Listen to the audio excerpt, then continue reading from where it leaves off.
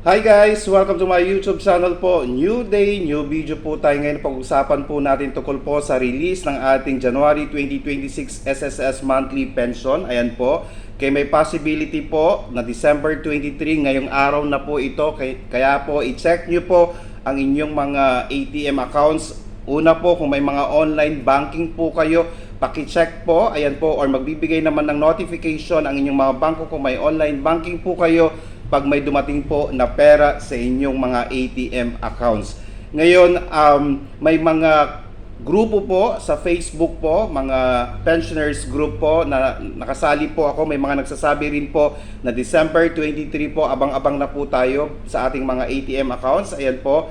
Kasi nga po, dahil ang December 26 po ay napagitnaan po ng mahabang holidays din po at weekends, the possibility po na December 23, ngayong araw na po ito, baka po ma-release ng ilang mga bangko ang ating mga SSS pension for the month of January 2026 po.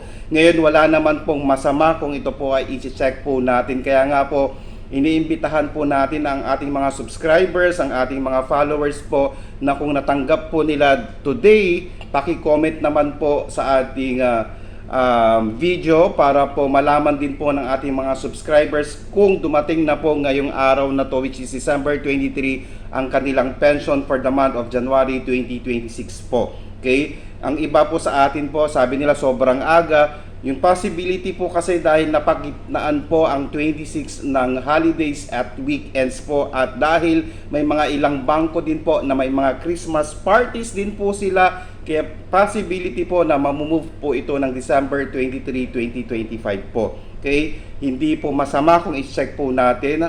Okay, hintay lang po natin ang ilang mga subscribers po natin na first batch po na mag-comment sa ating video na ito kung ito po ay natanggap nila ngayong araw na ito.